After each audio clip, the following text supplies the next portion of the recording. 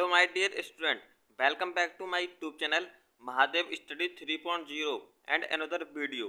My dear student, जो student इस बार बीएससी थर्ड सेमेस्टर में हैं तो उनके जो पेपर रह गए हैं, ठीक है, भी बीएससी थर्ड सेमेस्टर के जिसके पेपर रह गए हैं तो उनके लिए मैं कुछ मोस्ट इम्पोर्टेंट क्वेश्चन करा रहा हूँ विद सॉल्यूशन। ठीक है, तो आज हमारा क्वेश्चन क्या है उसको शुरू करने के लिए यदि आप हमारे चैनल पर नए हैं, चैनल को सब्सक्राइब कर लें और बेल आइकन प्रेस कर लें, जिससे आने वाली हर वीडियो का नोटिफिकेशन आपके पास पहुंचता रहे। ठीक है, चैनल को सब्सक्राइब जरूर कर लेना, क्योंकि आपके लिए हम बहुत मेहनत से आपके लिए जो क्वेश्चन कराते हैं वो 90% आपके यूनिवर्सिटी एग्जाम में पूछे जा सकते हैं। ठीक है, तो जो आज की वीडियो का क्वेश्चन है, ठीक है, ये वेरी मोस्ट इम्पोर्टेंट क्वेश्चन है। इस क्वेश्चन को जरूर पढ़ के जाना। ठीक है, तो सबसे पहले देखते हैं कि जो हमारा क्वेश्चन है क्या है। ठीक है, किस तरीके से पूछा जाता है एंड कितने टाइप से पूछा जा सकता है।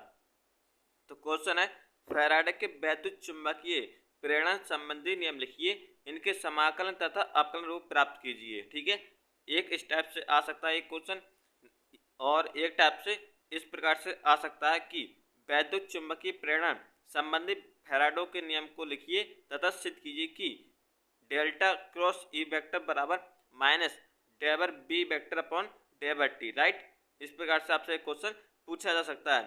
तो शुरू करते हैं एंड वीडियो को ध्यान से देखना और मेरी बातों को ध्यान से सुनना। ठीक है, तो सबसे पहले शुरू करते हैं कि इसका जो आंसर है वो आप किस प्रकार लिखेंगे। ठीक है, तो क्या है, फैराडे के वैद्युत चुंबकीय प्रेरण के नियम। ठीक है, जहाँ पर ई एम का जो मतलब है, जो ई एम इंडक्शन लिखा हुआ है तो इसका मतलब है इलेक्ट्रोमैग्नेटिक इंडक्शन। ठीक है, जो ईएम की फुल फॉर्म होती है वो होती है इलेक्ट्रोमैग्नेटिक इंडक्शन। ठीक है, तो सबसे पहले पॉइंट की बात करते हैं, किसी बंद परिपथ में उत्पन्न प्रेरित वैद्युत वाहक बल। ठीक है, यहाँ पर प्रेरित वैद्युत वाहक बल का परिणाम, ठीक है, परिमाण परिपथ से गुजरने वाले चुंबकीय फ्लक्स के परिवर्तन की दर के अनुपाती होता है। ठीक है, यानी समेशन अनुक्रपाती D five B upon D T. Right, अगले बात करते हैं, प्रेरित वैद्युत वाहक बल की दिशा। ठीक है,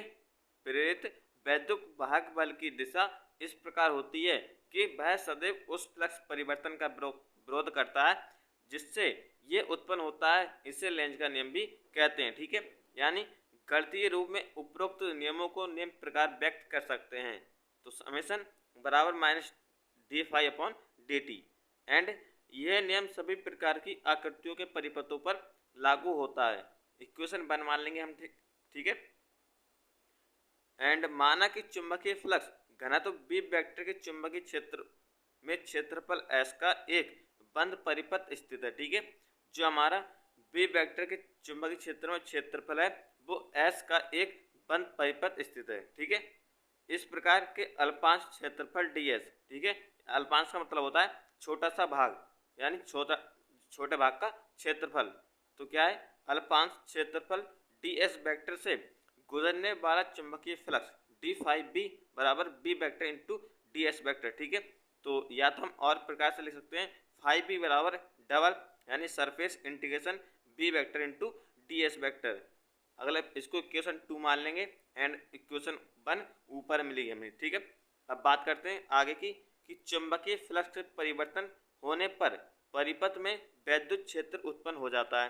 ठीक है, यदि चुंबकीय फ्लक्स के परिवर्तन होने पर, ठीक है, जब हमारा चुंबकीय फ्लक्स फाई, ठीक है, चुंबकीय फ्लक्स फाई के परिवर्तन होने पर परिपथ होता है, उसमें क्या हो जाता है, वैद्युत क्षेत्र उत्पन्न हो जाता है। ठीक है, परिभाषा अनुसार वैद्युत क्षेत्र के रैखिक समाकलन बंद परिपथ में उत्पन्न वैद्युत वाहक बल के बराबर होता है, यानी समेशन बराबर close integral C E vector into D L vector. Equation 3 यानी इक्वेशन 3 मान लेंगे, जहाँ ई परिपथ के सूक्ष्म भाग डी एल में वैद्युत क्षेत्र है। ठीक है, जहाँ पर जो ई वेक्टर है वो है हमारा परिपथ के सूक्ष्म भाग में डी एल में वैद्युत क्षेत्र।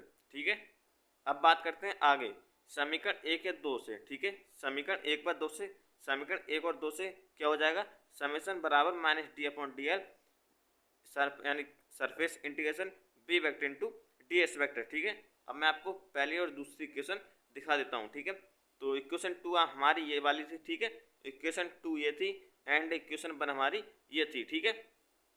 तो हम इन दोनों को कंपेयर करेंगे तो हमारा क्या आ जाएगा, इक्वेशन 1 एंड 2, ठीक है, इक्वेशन 1 एंड 2 से, यानी ई बराबर minus D upon D L, यानी surface integration B vector into D S vector, equation इसको 4 मान लेंगे। अगेन हम जो इक्वेशन 3 एंड 4 को लेंगे, ठीक है, इक्वेशन 3 एंड 4, इक्वेशन 3 एंड 4 को जब देखेंगे तो जो हमारा 3 है वो भी समेशन के बराबर है, राइट, एंड जो इक्वेशन 4 है वो भी समेशन के बराबर है, राइट। अब बात करते हैं आगे, जब हमारी दोनों समीकरण एक चीज़ के बराबर है तो क्या कर देंगे, उनको इक्वल कर देंगे, ठीक है। जैसे उन दोनों को इक्वल करेंगे तब क्या आ जाएगा हमारा, ये जो नियम होता है वो फैराडे नियम का समाकलन रूप होता है, ठीक है। ये जो नियम है इक्वेशन 5 है वो हमारा फैराडे नियम का समाकलन रूप कहलाता है, ठीक है। तो इसके अनुसार किसी बंद परिपथ के अनुरूप वैद्युत क्षेत्र का रैखिक समाकलन परिपथ से गुजरने वाले चुंबकीय फ्लक्स के परिवर्तन की ऋणात्मक समय के दर के बराबर होता है, राइट। परिवर्तन यानी परिपथ से गुजरने वाले चुंबकीय फ्लक्स का मान दो प्रकार से बदला जा सकता है। जो हमारा चुंबकीय फ्लक्स का मान होता है वो दो प्रकार से बदला जा सकता है।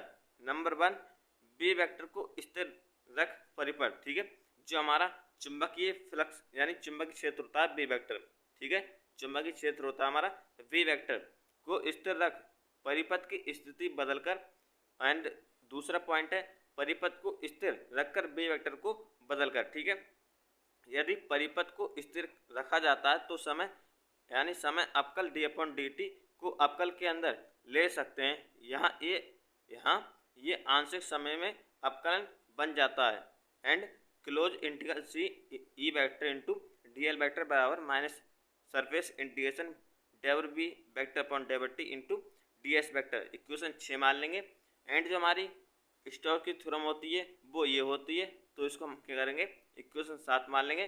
फिर हम जो इक्वेशन 6 और 7 को हल करेंगे, ठीक है। 6 और 7 जो इक्वेशन है वो एक चीज़ के बराबर है, ठीक है, यानी जो हमारा एक है close integral C E vector into D L vector के बराबर है, ठीक है, दोनों इक्वेशन। तो इसको हम दोनों को क्या करेंगे, हल करेंगे, तो जो हमारी दोनों पार्ट आ जाएंगे। तो उपरोक्त समीकरण चूंकि सभी सतहों के लिए सत्य है, ठीक है, जो हमारी समीकरण है वो सभी सतहों के लिए सत्य है, ठीक है।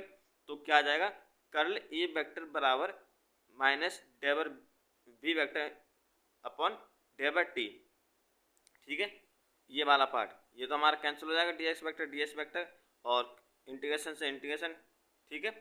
एंड जो हमारा बचेगा वो क्या बचेगा, कर्ल ए वेक्टर बराबर माइनस डेवर बी वेक्टर अपॉन डेवर टी, और कर्ल ई को लिख सकते हैं हम, ठीक है, कर्ल ई को लिख सकते हैं हम, कर्ल ई को लिख सकते हैं ई वेक्टर को डेल्टा क्रॉस ई वेक्टर, ठीक है, डेल्टा क्रॉस ई वेक्टर का मतलब कर्ल ई होता है, कर्ल को हम डेल्टा बना सकते हैं, ठीक है। तो हमारी क्या बन जाएगा, डेल्टा क्रॉस ई वेक्टर बराबर माइनस डेवर बी वेक्टर अपॉन डेवर टी, ठीक है।